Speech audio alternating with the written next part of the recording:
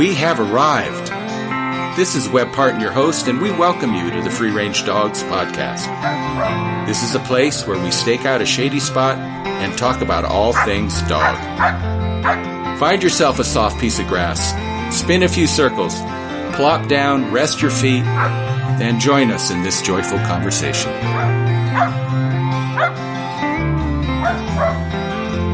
Greetings, everyone. This is Webb Parton with freerangedogs.com, and we're here to explore the wonderful world of all things dog. Our guest today is Chris Taylor. She is talking to us from New Mexico, but for many years formerly of Montana. And we're going to be talking about Ryman Setters and her life with Ryman Setters and her love of Ryman Setters. So, Chris, please tell us a little bit about yourself and your connection to dogs. Okay, well, I met up with Rick at the University of Virginia back in the 1970s. And when we moved to Connecticut, and he established his practice, we were bird hunting in Connecticut, and we bought an English setter back then, and came to Montana in 1981 when he was recruited by a couple of his medical school classmates.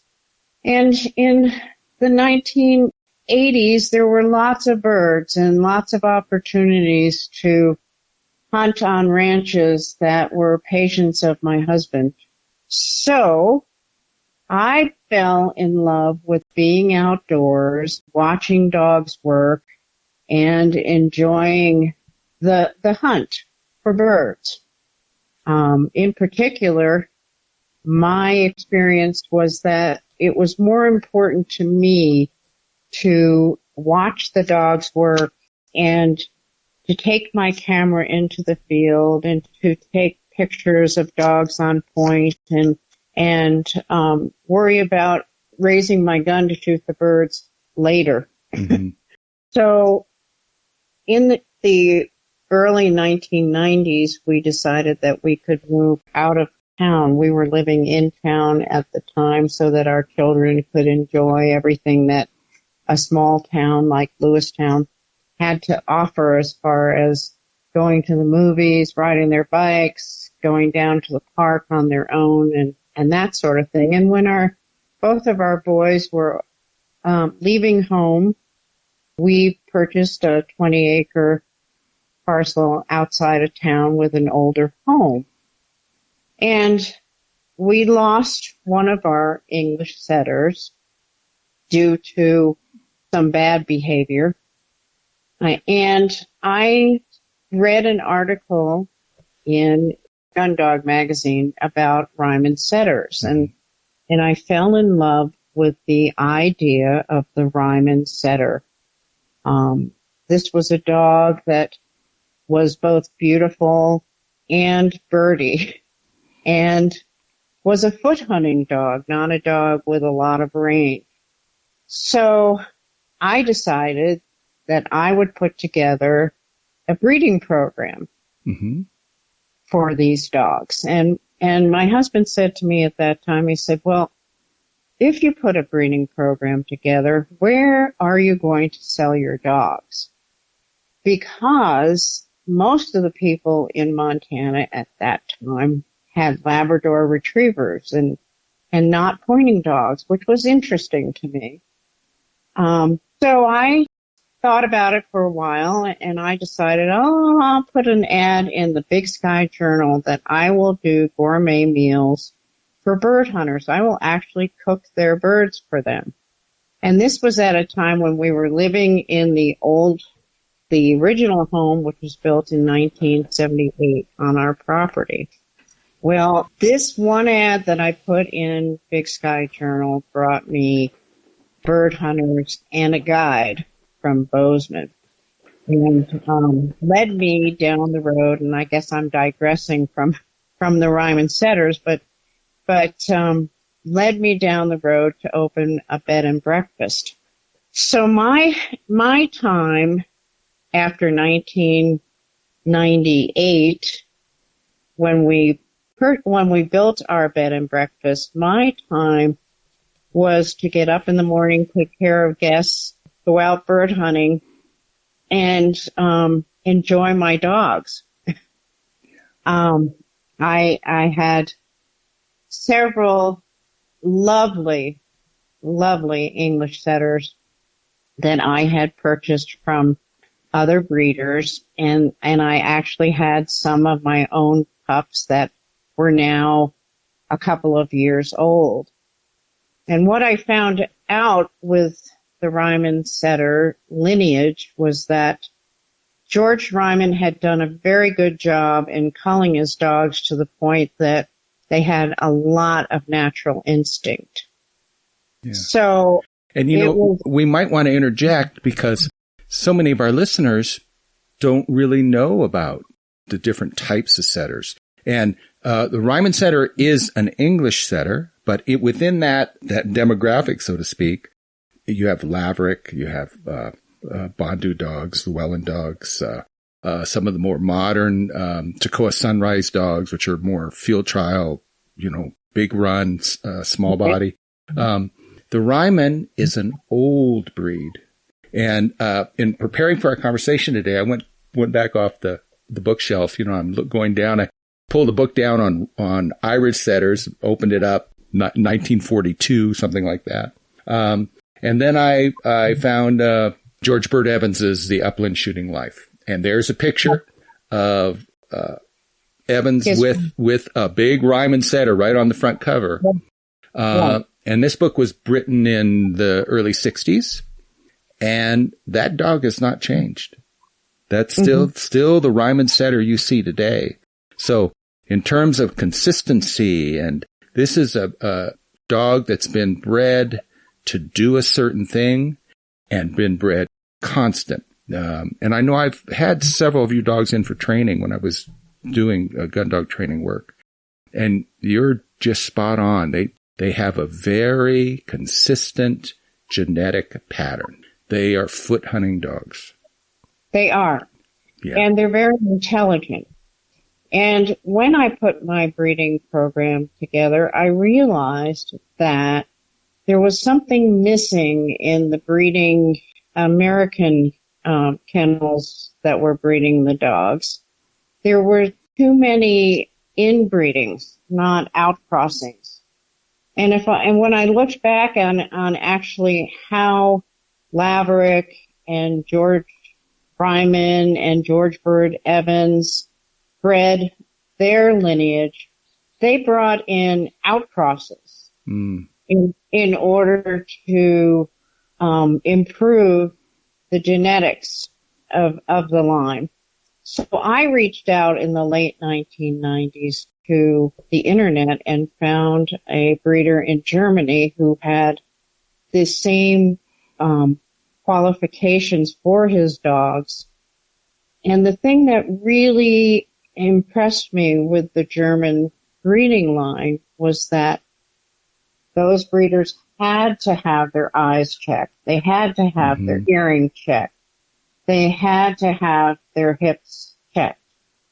And they also had to be certified in the field. They had to go into the field and prove that they could hunt, the parents, in order to have the puppies registered. So my connection from Germany brought me the outcrossing that I needed in order to enhance the bloodlines. And did you bring your dogs in from Germany, your original foundation stock? Some of them, yes. Wow. Okay. No, some of my stock came from American breeders, and Pine Cobble Kennels and Rimrock Kennels. Rimrock Kennels had a lot of old Hemlock lineage in their dogs. And Ryman dogs were in the Pine Cobble lines. And also I did purchase a few dogs from the Maurice Ryman lineage that he had. He was the son to George Ryman. So I had a lot of the Ryman lineage and the old Hemlock lineage, which led back to the Ryman lineage. And then I brought in some of German dogs, 3, as a matter of fact, 3 different times. And I still have one with us today. She's 12 now. And lots of natural instinct. I mean, you take these dogs out on wild birds when they're 4 months old, you start them on wild birds, and you never have to do any other training. You don't have to take them and plant birds and pigeons or quail or whatever. They just have the natural instinct as long as they bond to you. That's a very important thing. They're not a dog that you can just put in the kennel, leave them there for 6 months and take them out and they're going to hunt for you. No, they're not going to do it. Yeah. No. Setters are very people-oriented dogs. They are extremely people-oriented dogs. Yeah. And they I will require not, that. Right. And in my breeding business, I would never sell a dog to a person who would not make this dog a part of their family. I had several people who wanted to purchase dogs from me who just wanted to stick them in a kennel and take them out during, send them to a trainer, take them out during the bird season and show them off and then put them back in the kennel. And I just said, no, there's no way. They will not live up to their natural instincts if you do that to them. They're not a dog that you can force fetch to retrieve. They're not a dog that you can teach to point. As a matter of fact, I don't think you can teach any dog to really point. They have to have an instinct for pointing. But they must be a part of your family. And, when I was a boy coming up, I was originally trained with my first father-in-law many years ago. And I was just a kid, when I first met him, long before I thought about marrying his daughter. But he was a good old boy from Arkansas, and they ran setters and pointers. And they had brought dogs from Arkansas, and they currently had German Shorthairs in the mix as well. And he had that same philosophy. He didn't use structured training. They'd put a young dog down with an older dog, and his term was click. You just hunt him till it clicks. So you put him in the right place, and you pick a dog that has the right genetics and the right, focus, because of bloodline, and you give them the things they need for those switches to turn on. And wow, it's alchemy. It just boom, a bird dog comes out of the poof of smoke that appears, So, that was available back then because we had dogs back then that had that long lineage of genetics. And that German input, because they have done so well with the wire hairs, the continental German short hairs, in maintaining those genetic standards and making sure that the dogs that are allowed to breed and to be registered are dogs that have what they need to be a bird dog. Exactly. Yeah. And I found out once that an older dog from this lineage that had never been out in the field, like 3 years old, you could spend the time to take that dog out on wild birds and it would still click. Our son had one of our dogs, and he was in the Air Force, and he had to go to England, and he said, "Mom, can you take Kaya back? Because I can't take her with me." And I said, yes. And she had chased some birds on a beach, and had lived mostly on the East Coast and had not been hunted. And I spent a winter taking her to one of our leases and just letting her run where there were Hungarian partridge and sharptail and pheasant. And the lights eventually went on. It took a lot of time and a lot of patience, and she became an incredibly great hunting dog. And that was 3 years of age that you actually 3 years of went age. back with Yeah. her. Yeah. Yes.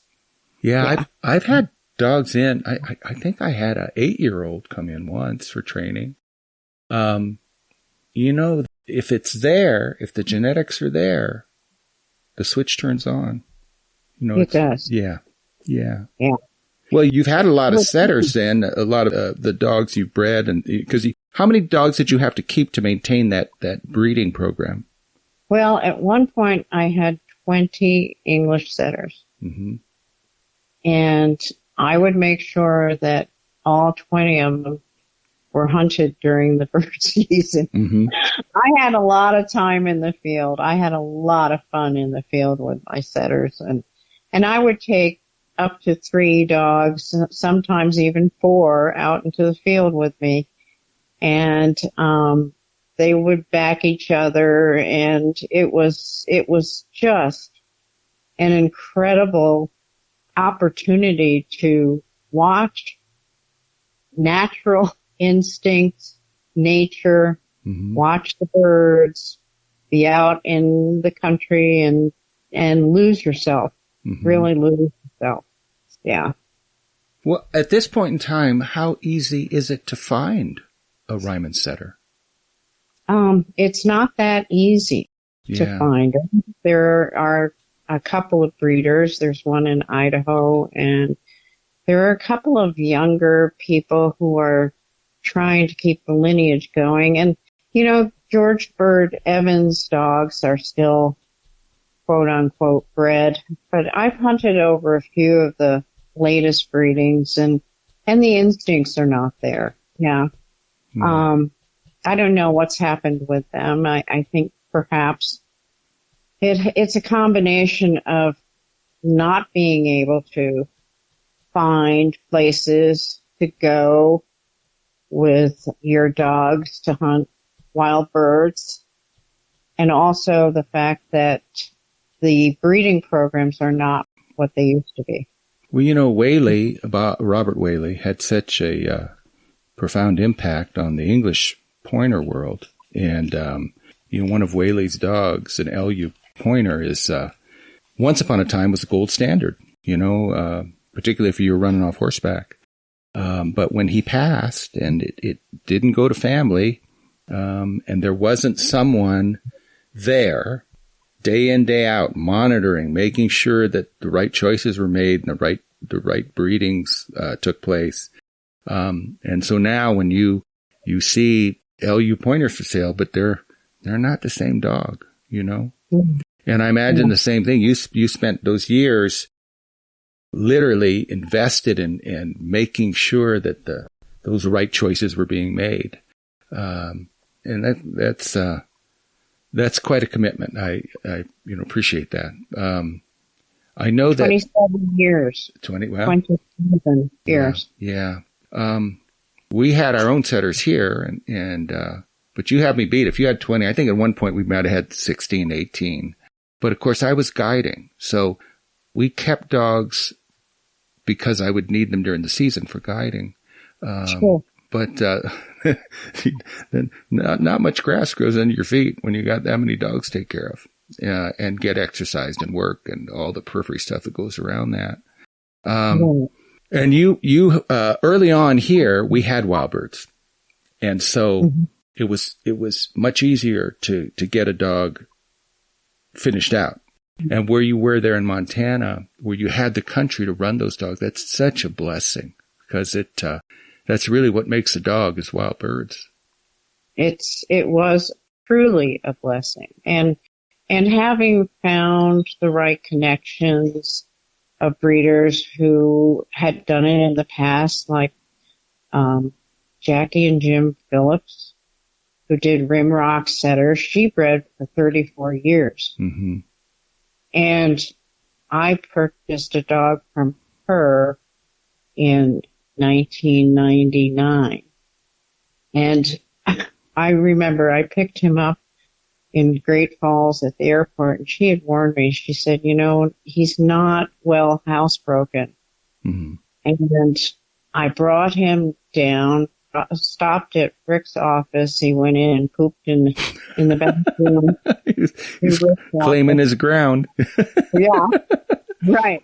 Brought him home, brought him in the house, and we had a green couch. We had a green leather couch.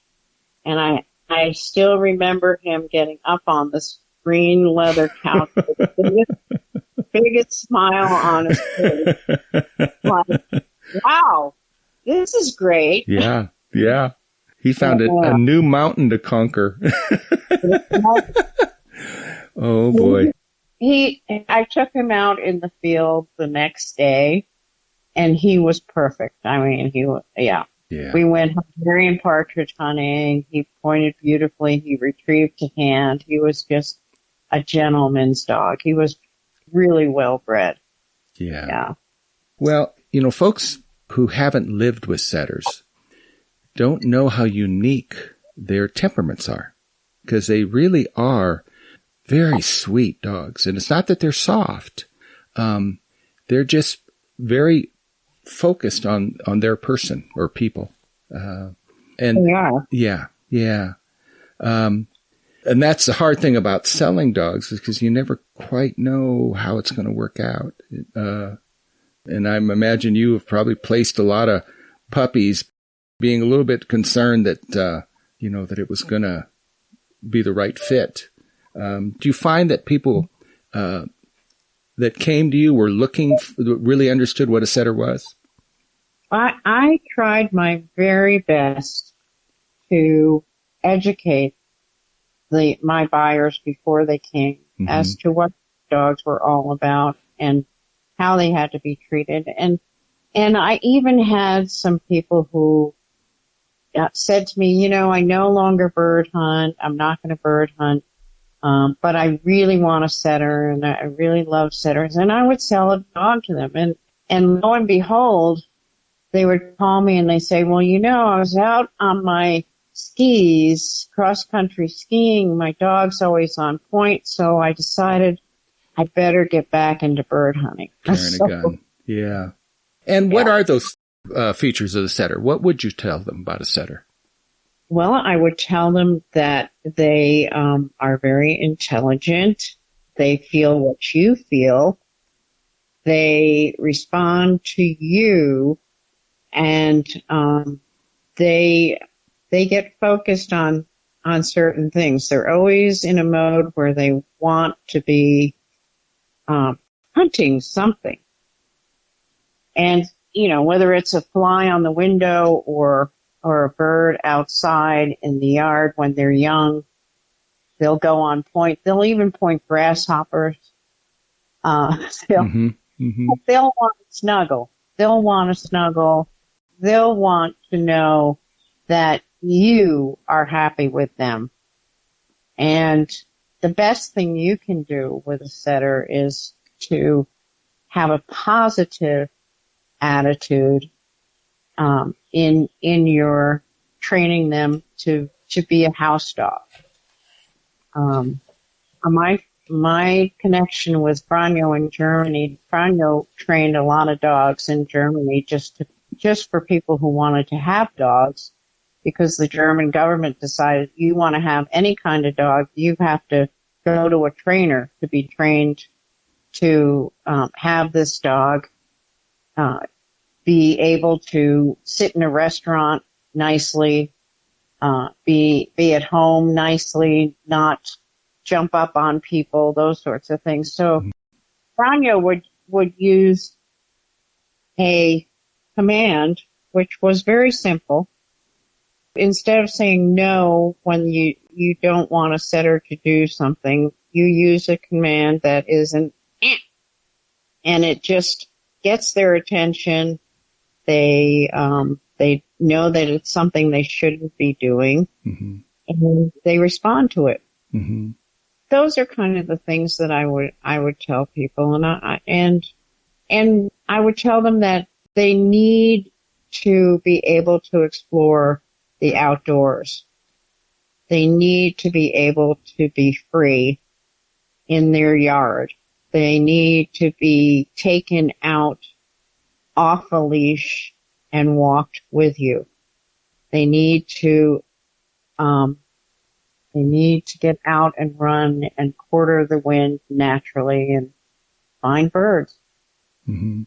And your dogs, you literally shared your life with your dogs. They were in the house with you. They would. So, Yeah. We have 6 of them. Mm-hmm. And right now, 4 of the 6 are in front of me, staring out the door, looking for lizards. Yeah. That's their new passion right here. Right. In our yard, it's lizards that are out there. But, yes, they allow me to sit on their furniture every once in a while. Uh-huh. Yeah. Yeah. We have the same situation here at our house. Yep. And, but they're calm. When we have people over for dinner, they always say, wow, 6 dogs, and they're so calm, and they're just accepted us. They greeted us. They were very friendly, and now they're just off on their own, lying down and being unobnoxious. Mm-hmm. Mm-hmm. Yeah. Well, you're going to have to learn a new place. You have set up housekeeping there in northern New Mexico. I know you have a place in Vail as well. So it's kind of different ground from the grasslands of Montana. How have your dogs made that transition? They have done it better than I have. Yeah. Yeah. Yeah. It's getting hot here, so it's hard for me to walk them on any of the trails right now. But we're hoping to catch up with a friend of ours who is from Amarillo, Texas in the fall and do some bird hunting in Texas and in southern New Mexico. Mm-hmm. So. Yeah, and you've got bobwhite quail. Even in southeastern New Mexico, you have bobwhite quail. Right. Bobwhite quail and scalies. Yeah. Yeah. Yeah. Now, will you still be spending time up in Montana? Well, our son lives in Bozeman. We call it Bose Angeles right now. Yeah. And I'm hoping to spend some time there in the fall. Yeah. And our other son is moving to Boulder, Colorado, so we're going to be between the two, trying to visit our granddaughters in each place. So we'll see. Well, you're going to be able to do the grandparent thing, and you're going to bring dogs for those grandkids to just have a ball with. The next generation. Yeah. That's right. Mm-hmm. Yeah. And you currently have 6 dogs. Are you going to try and maintain that number, or are you going to go down a bit? Well, right now I don't have any future plans for breeding. I do have one female that is not fixed. I actually have 2, but only one that I would consider breeding. And right now it's like I'm just not sure whether I will make the right connection for her. I don't have a male right now that I could breed with her with. I would have to make the right connection for her. Yeah. So we'll see. I know, and if we could, let's talk a little bit about breeding, because I know that for us, for Nicole and I here, because we bred multiple litters. Typically we would breed dogs not to sell, but because we needed dogs in our guiding string. And so we'd breed a litter of, maybe we have 6 to 8 puppies. And some of those litters we kept in its entirety. Some of them we might place 2 or 3 of the puppies, winnow it down to 4 or 5. But it's hard to explain to someone who's never bred dogs just how terrifying it is. There's so much stuff that can go wrong. And I know, particularly with a young female who hasn't had a litter before. We'd sit with them and you got a bad day, just worried. And of course, most of the time everything works out fine, but it's really a labor of love to breed dogs. It is. Yeah. For sure. Yeah. Yes. And I would, after the first few breedings that I did, I tried to do breedings in the spring, especially when I had 20 English setters. I would try to do a couple of breedings with a couple of weeks in between. Mm-hmm. And there was one year when I ended up doing 4 breedings about a week apart. And yes, the stress of breeding and staying up all night because usually litters come in the middle of the night. Yeah. So you're up all night, and then I would be in tune for those puppies 24/7 for the first 10 days of their life. Because even though we had whelping boxes that had ledges in them to protect the pups so that they could get behind the moms so they wouldn't get crushed, because the moms would get so tired nursing 8 pups, sometimes 9 pups. I even had a litter of 12 puppies that survived. The moms are just there 24/7 in the first 4 weeks of their life for the most part. And the moms are exhausted. They're large dogs, so you have to be in tune to make sure nobody's getting crushed, everybody's getting fed. Yes. And everybody's healthy. Yeah. And then we had whelping boxes that had doggy doors that would lead outside, and eventually when they were 4 weeks old, they would start to wander outside. They had a puppy yard, a big puppy yard, and they would start to wander outside, and they knew when to come in, when it was raining. They knew when it was snowing to come in. So they were quite attuned to going in and out and having people from our B&B come and visit them. We had a lot of people that were just in love with puppies and would come and visit them. And actually, before we built our B&B, I had a couple of litters that I took into the office where I worked. I worked in Rick's office. I was managing his office, and I would put the puppies underneath the desk, and patients would come in and look under my desk and say, "Oh, do I have time to go home? To get my camera? Do I have time?" And I said, "Yes, go home, get your camera." Yeah. Well, it was a labor of love. Yeah, it truly is. Folks really don't, I'll hear people sort of say that, well, I think I might breed litter puppies. And, wow, you really gotta know what you're doing there, and you gotta really be willing to accept that responsibility and the level of commitment and stress that it takes to successfully, nurture a group of youngsters along. Get them on the ground, and then, get them to 7-8 weeks old where they're ready to start a new life somewhere. Right. Yeah. Exactly. Yeah. Yes. Yeah. My puppies were very well socialized, and most of them could leave at 7 weeks of age. Now, there were times, of course, shipping early on. I did ship pups on Delta Airlines, primarily Delta.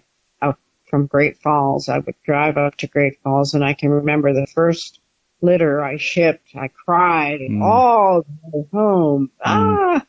Yeah. And the look they give you as they're wheeling that pet porter away, those little faces on the other side of that wire looking at you like, oh my gosh, where, you're sending me off to live with the gypsies. Right. Yeah. Yeah. Yeah. But there were people that came to pick up puppies. Mm-hmm. There were just a couple of them that came to pick up puppies that, after I talked with them and they stayed for a while, I would say, I don't think my puppies are for you. Yeah. I'm going to give you your deposit back. Yeah. Because this is not going to work. Yeah. I had a breeder that came, to purchase a puppy. We were going to trade.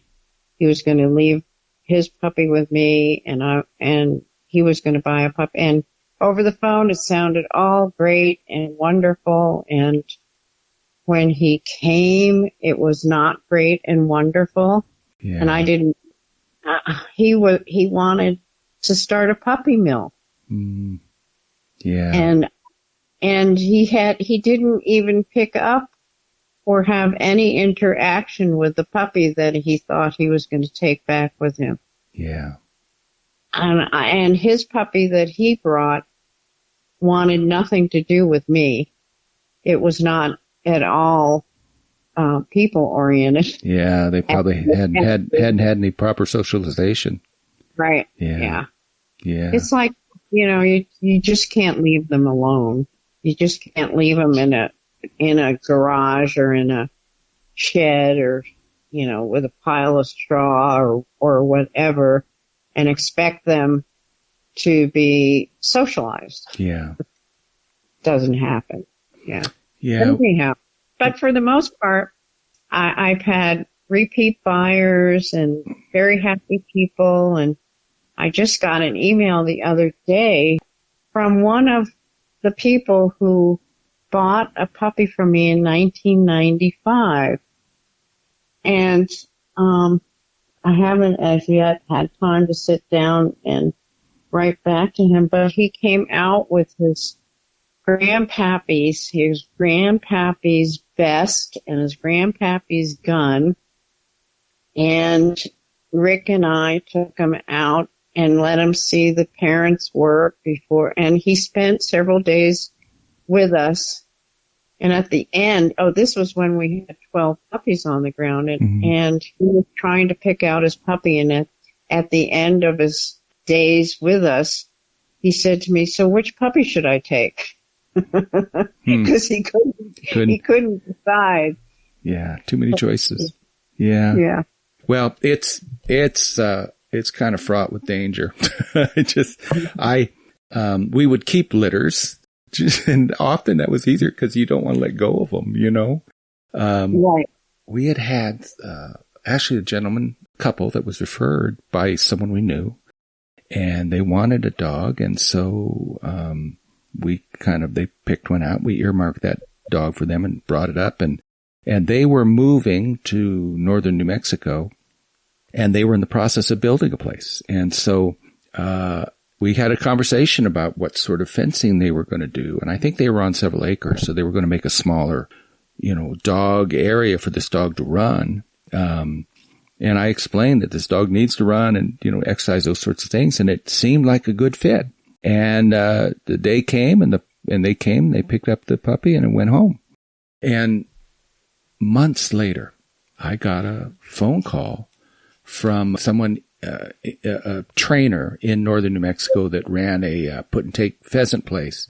And I think he had either German wire hairs or poodle pointers. I'm not sure, but those were the dogs they used for that hunting operation, that pheasant preserve kind of operation.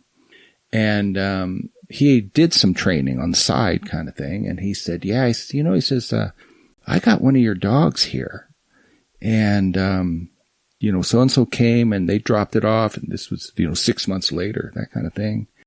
And apparently they hadn't gotten the fencing done around their place, and the dog was running wild. That puppy hit a certain age where it got big enough, it had got a motor, and away it went. And so, they dropped him off at this place for, training, quote unquote, and just never came back. And so, he said, I got one of your dogs here. And he said, she's a sweet dog, but she doesn't have a place here. We don't use setters. We've got German dogs. And, he says, do you want her? And of course, that's a knife to the heart. Right. Yeah. Because we thought we had done right by her when she left. And so, Nick and I, looked at our schedule. I think we left later that night, and it was, we had to piggyback, driving, to get there and get back because we had like a weekend and then Nick had to be back on Monday, that kind of thing. And brought her home and brought her into the yard and, put her into the guiding line and got her trained out properly, that sort of thing.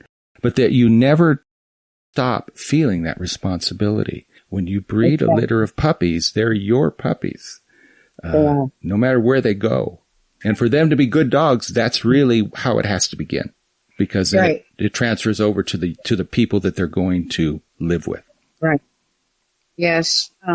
We, in the last, it was a couple of years ago that one of our good friends who had several dogs from us, he passed away unexpectedly, and his wife couldn't take care of 6 dogs that they had. A nice orange Belton female that had come from our litter, and then she had one of her puppies. And so Rick and Mike Shepard from Amarillo, Texas, got in the car and drove over, picked up the 2 setters, brought them back to us, and Kaya remained with us until this past summer when I had a couple come up for their anniversary, stay at our house, and they said to me, we are so in love with this dog. Mm-hmm. Can we take this dog home? And I said, yes, you can take her home and see how it works out. And if it doesn't work out, you can bring her back. Well, I just got a nice message from them, how much they love her and how they want to see puppy pictures of her. Mm-hmm. He's now 9 years old. And so, yeah, once you breed them, they're yours. Yeah. Yeah. Even when they're not. Yeah. Yeah. Even when they're not, for sure. Mm-hmm. Well, it's such a pleasure talking with you. And you've had such a unique insight in that particular, Ryman bloodline. And you have a very good reputation. You produced very good dogs. And as I said, I've had several of them here for training. And our mutual friend, Harold Snyder, who recently passed away. But I remember, hunting with Harold and his Casey dog in particular. He loved that dog. He loved him so much. The dog had such a happy tail that eventually they had to amputate the tip of it because it got banged up so much, Yeah. Right. I remember that. Yeah. Yeah. And I found that here a while back. Harold had brought Casey over for some reason. He was going to stay here for some training or something. Or maybe he and his wife were going to travel a little bit. And so Casey came here and Harold had a little leather canvas sheath that went over the tip of the tail that you duct tape on. Right. I remember that. Yeah. Yeah. Yeah. Yeah. And he was very sure to have that little sheath with that dog. And one of Harold's funny stories about that dog was that he was out hunting with a friend, and his friend kept missing his shots. Mm-hmm. And when they stopped for lunch, Casey went over and peed on his gun. Yep. And that's something Casey would do. Yep. Yeah. Harold, and that was probably Al Peavy. And Al had 2 Brittany's, George and Lady Bird, and the 2 of them would hunt together. Another funny Harold story. I was out with Harold, and this was Willow Springs many, many years ago. Harold and I were walking, and we were on a little upland ledge slope above a big wash, all grass around us, and then it dropped off into this thick mesquite-choked wash. And Casey's down there working that wash line down in that line of trees, trying to push a covey quail up. And Harold and I are walking along and just enjoying just a beautiful afternoon, and guns broken and talking and watching the world around us. And down in that wash, we hear this yip, and it was one of those bad yips. And didn't know whether it was snake bite or what had happened, but Casey yipped. And we both turned and we looked down the wash for him. And here comes Casey running. And he is just flat out moving. And he clears the trees. He starts coming up slope towards us. And then down at the edge of the trees where Casey had come through, we see this big old javelina right after him, all bristled up, teeth chomping. And he's going to tear Casey up. I mean, he's coming for him. And Casey acquires Harold in his vision, in his line of sight.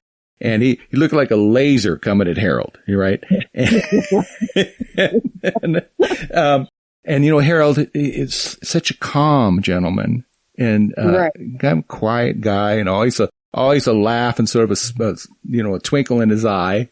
And I'm looking at this and I'm thinking, oh, this isn't good, And, I turn and I look at Harold and I notice that he's preparing himself, and the gun had been broken, but he very calmly, he takes 2 shotgun shells. He puts them into the breech. He, over and under, he closes the breech.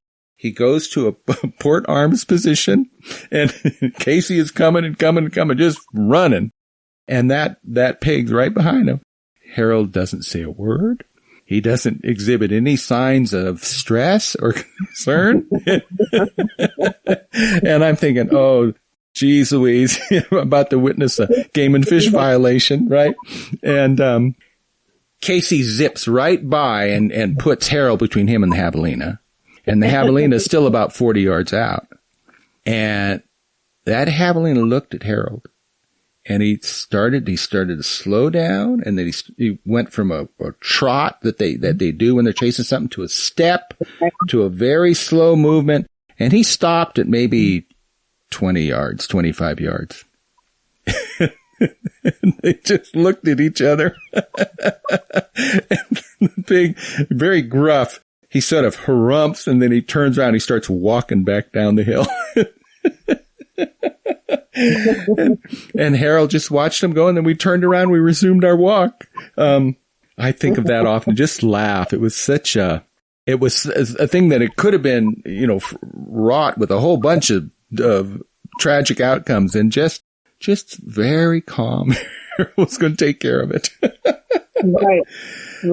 Yeah. Well, those are the gifts that our dogs give us. And when you share your life with a dog, those are the memories you have. And particularly when you have a setter like one of your Ryman dogs, because they're just such a people oriented breed, a bloodline. Yeah. Yeah, they are. They are. Well, it's that time again. We need to say goodbye. We're kind of used up our allotted window here. Do you have anything you want to add? Well, I could add a little story about one of our dogs, Major, who turned out to be one of our best male dogs. When he was a year old, I decided that he should come with us on opening day of pheasants to this property up in Roy, Montana, where the rancher would let us go and hunt all day. And we had a couple of our friends from Virginia with us. And when we got out in the field, Rick questioned me. He said, you didn't bring our seasoned dogs. You brought Major. And I said, yeah, well, it's his birthday. Mm-hmm. And he deserves to come out his first year. And so, of course, we get in the field, and Major starts running and busting birds, going up going up the coulee. There's pheasants coming out on both sides. And I'm making up all these excuses with our friends from Virginia. I'm saying things like, well, the wind is wrong. And, I guess the senning's not that good. And so Rick finally, we stopped just to have some water Major, and Rick says to me, I think we should have brought one of our more seasoned dogs, one of our better dogs, So I said, well, let's just see what happens. Of course, I'm so hopeful that things will turn around. And so we start out again, and Major goes in front of us, comes around the wind because the wind was at his back, comes around the wind and sets a pheasant, and we all four walk in. The rooster gets up, and all four of us miss our shot. and Major stops and turns around as if to say, I guess I should have brought some of my best shoes with me. Yeah. Those are the times that matter when it's all said and done. That's right. Yeah. Yeah. All right. Well, let me thank our listeners who are tuned in. We sure do appreciate your involvement with the podcast and your fidelity to listen to us. Please be sure to hit the subscribe button so you don't miss out on any of the podcasts as they become available. And check out our website. We've got a lot of information available that includes blogs, links to services that I offer. I'm just a click or phone call away. So please reach out for dog training consultations or training sessions. Thank you for your support. Wishing you happy days filled with wagging tails. Until the next time. This is Webb Parton signing off. You folks, have a wonderful day. Thank you. If you like this episode, I invite you to visit our website, freerangedogs.com. It's where you can find the stuff you need to live the free-range dog lifestyle. I want to help you with that. Book a consultation call or an in-person training, attend one of our ongoing events, or join our online membership program. We got it all on freerangedogs.com. All right, it's time to head back to the truck and the water bucket for the thirsty dogs. This is Webb Parton signing off, wishing you the boundless joy that comes when you share the outdoors with your best friend.